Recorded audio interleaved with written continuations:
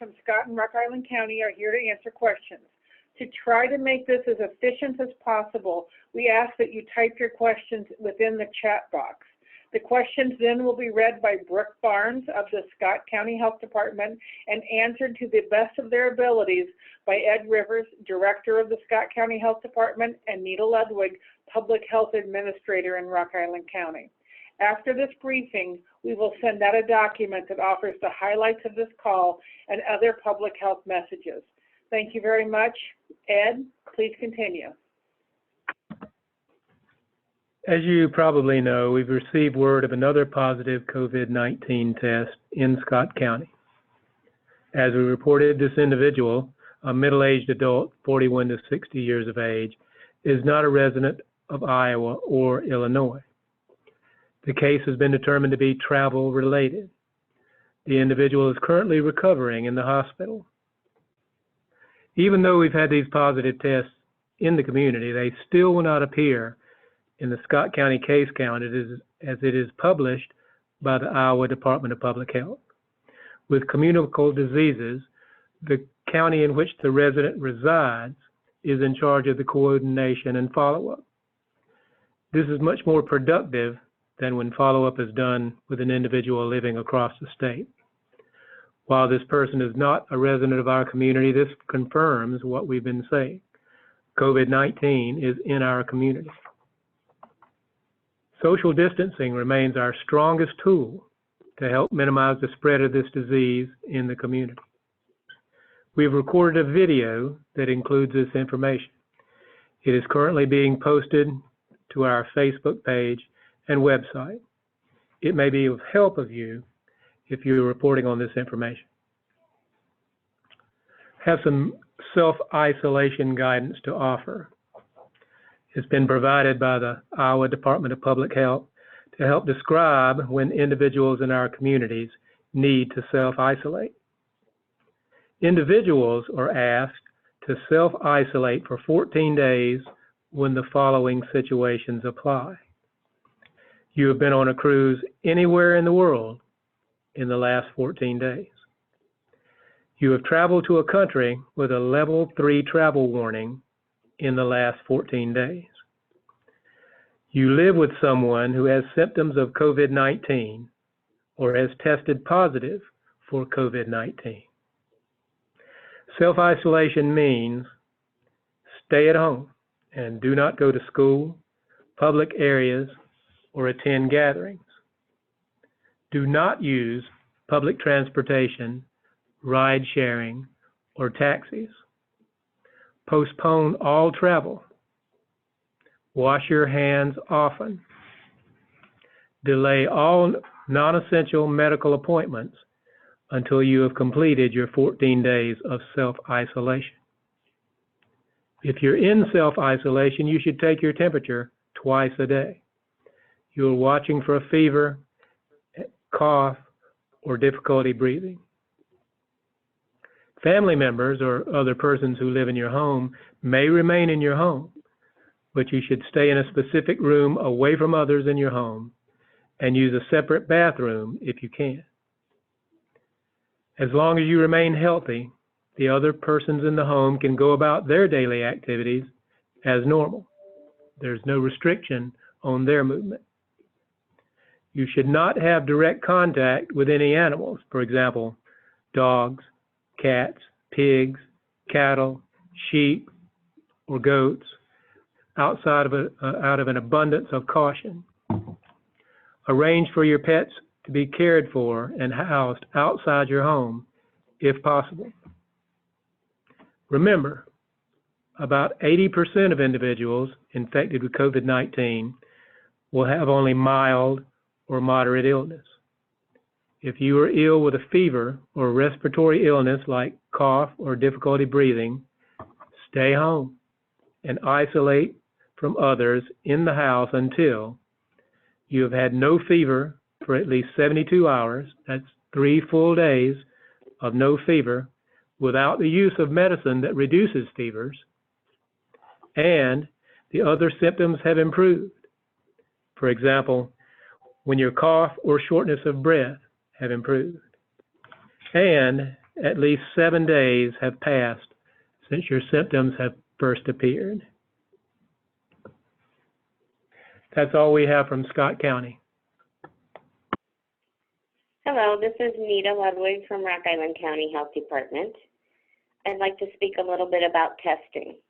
We recognize there continues to be questions about COVID-19 testing in the community.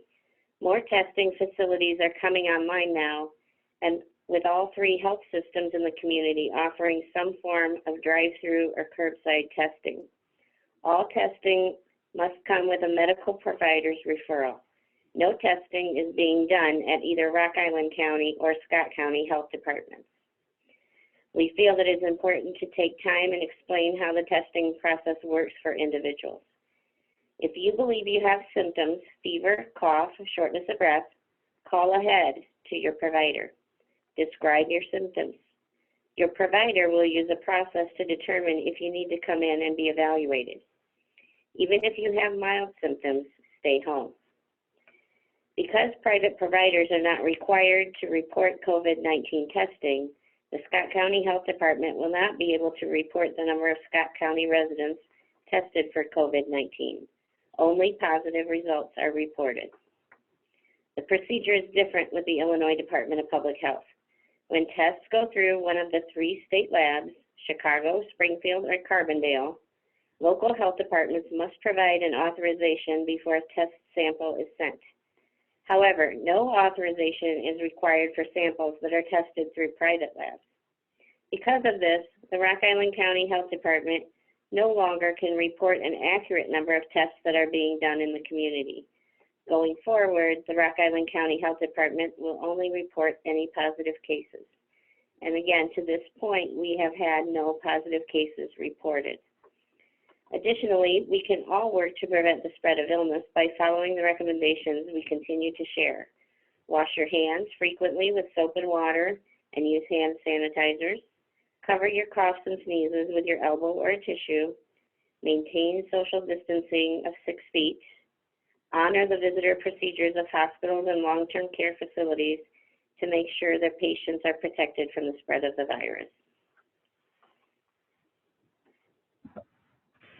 Thank you, Nita. That's the rest of our prepared statements for today with information. We'll now go to some of the questions that we have received in the chat. The first one we received, we'll direct to Ed. Is the second patient that tested positive in Scott County currently at a local hospital? The patient is hospitalized. However, we have a template from the Iowa Department of Public Health containing the information that we as a local public health department can provide, and we have provided that. Okay, another question. Are you worried about our healthcare system becoming overwhelmed in the next 18 months by an influx of COVID-19 patients? Do either of you have any information to add to that? That's why we're emphasizing that the actions that we're asking you to take can help flatten the curve. If the curve of positive infection spikes up dramatically, hospitals may be affected. If everybody does their part, it is our hope that we'll flatten that curve and allow them to continue to operate within their resources. Do you have anything to add to that, Nita? I think he said it perfectly. Thank you. Ed, this next one kind of goes back to the information that you've already shared about what you can share. What state is the individual from? We can say that the patient is not from Iowa or Illinois. Another question here. Trinity has stopped elective surgery for now. Is the recommendation for all surgical clinics, such as ortho, cosmetic, dentists, to do the same? Are you aware if they are doing so? Well, I can't speak to all of those facilities, but as I mentioned yesterday, I received an email from my dentist saying that they were closing, and I'll read the paragraph that indicates why. According to the latest news report from the Centers for Disease Control and Prevention and the Iowa Dental Board, the current recommendation is to postpone all elective dental procedures for a period of 3 weeks. That's why they're closing. We have another question. Will you continue to do this press briefing on Saturday and Sunday as well? If so, what time? It was discussed on the earlier conferences this morning that we will be taking a break over the weekend, unless, of course, some major development necessitates that we continue. Next question. Groups pushing out elective procedures have been asked to donate PPE, which is personal protective equipment. Is that happening in any large numbers? We'll start with that question. Nita, do you have any information on that? No, I know that that has been discussed on the calls we've had this morning between Iowa and Illinois, that some of those providers that are closing temporarily might have some supplies to be able to share to others who need it, but I don't have any information on which organizations or offices that is, or what kind of numbers they're talking about. The second part of that question, do the hospitals have adequate supply? Are they investigating other options like Mass General, who's looking at using 3D printers to map up supply? Wow, I have not heard anything about 3D printers. That's a very interesting question, so we might have to look into that a little bit further, but I would say they are looking at their normal chain to access supplies, and that might be through the emergency management offices and even up through the strategic national stockpile. But at this time, I believe it's only discussions of how to order. I don't believe anybody's had to do that quite yet.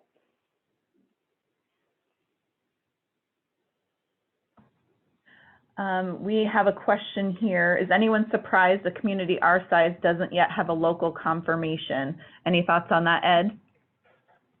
Well, I think that what we've been saying all along is it's in our community. We know this.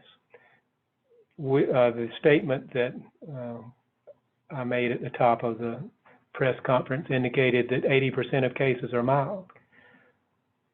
We may already have had many cases in our community, and it was just a sniffles, a cough, and no different from a common cold. Many people don't go to the doctor for a common cold. So we don't have a good handle on why we haven't had a confirmed local resident test positive. Okay, our next question. Does the QCA have adequate supplies of the swabs? Says the Air Force flew in 500,000 from Italy yesterday, according to national news reports. Do we know how that supply is being distributed? Nita, have you received any information in your communications in the preceding or the previous days? No, I don't have any information on the swabs. I know that they are still testing people that are seriously ill, that have the symptoms that would require them to be tested at this time. Oops, sorry, I missed my unmute there. We'll give it another minute or so to see if there's some additional questions that we can answer. So I'm going to mute myself and we'll give it a minute and see if any additional pop up.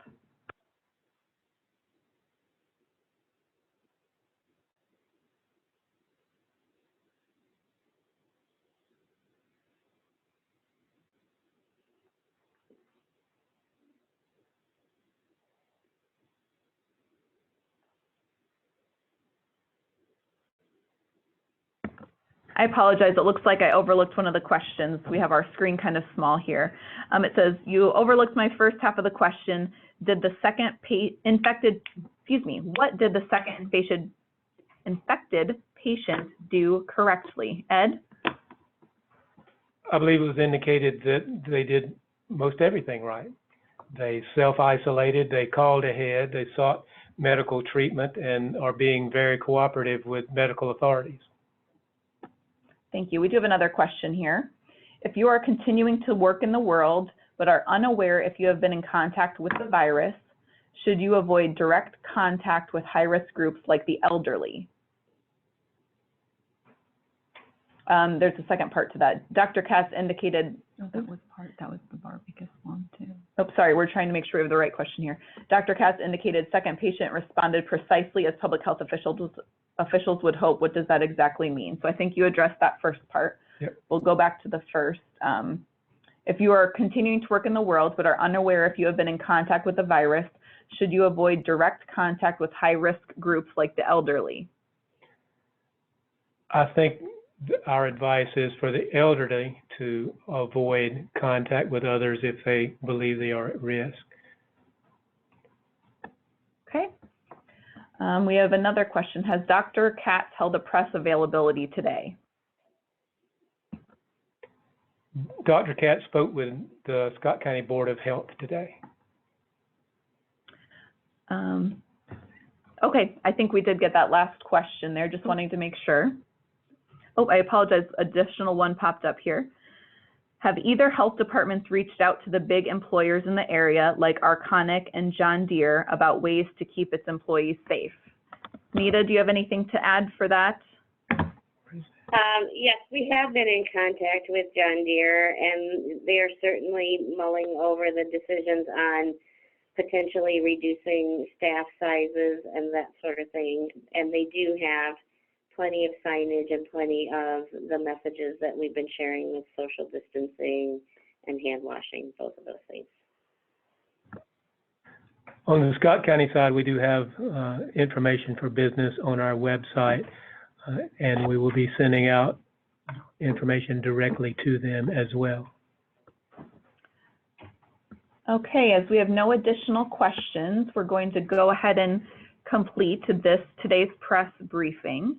We again appreciate your assistance in getting this information out. You can look for additional information to come from a press release that will go out after this, and we will continue to put information up on our website.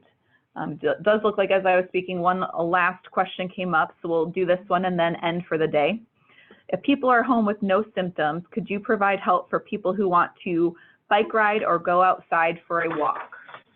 Nita, I think you spoke to that maybe yesterday. Yeah, I think as long as you're practicing social distancing, you should be able to go outside, go for a walk, just keep your distance from other individuals. Same with bike riding. Again, thank you for your assistance with this. Additionally, as Ed mentioned, we do have a video with some information that's being posted to the Scott County Health Department Facebook page and website, and should be helpful for you as you're writing on some of this information. So we encourage you to look for that and see how that can be helpful. Thank you for your time, and we anticipate talking with you again tomorrow. Thank you.